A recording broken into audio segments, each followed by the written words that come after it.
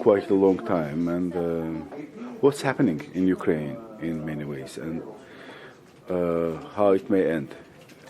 How it may end it's difficult to say, but what's happening is a revolt against the lawlessness here. It's a revolt against the conditions of a society without any rules, in which anyone who has power can take what they want. Anyone who tries to live as an ordinary citizen is completely vulnerable. People want a structure of law, a structure of regulation that they don't have, and they finally have had enough with the arbitrary actions of the authorities.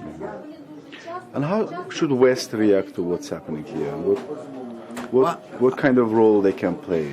I mean, in many ways they already issued many statements of support, but now... I think there were also threats of sanctions against the financial backers of the regime, and that was a very good thing to do.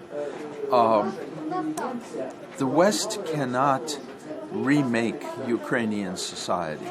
Only the Ukrainians can do that. But the Western powers can give their full support to those forces that are working for the rule of law here. And I think that by and large we're doing that. And what lessons Putin can take from what's happening? Because he's trying to meddle in many ways.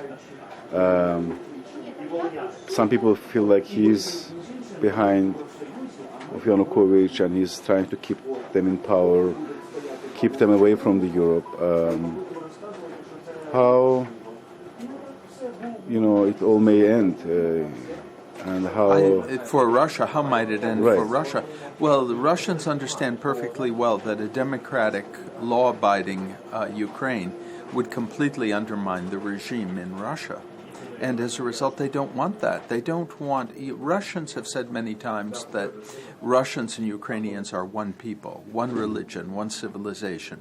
So if part of that civilization, whether you agree with their statement or not, begins to demonstrate the capacity for living a normal life, then the abnormal conditions in Russia will become less acceptable to the Russian people.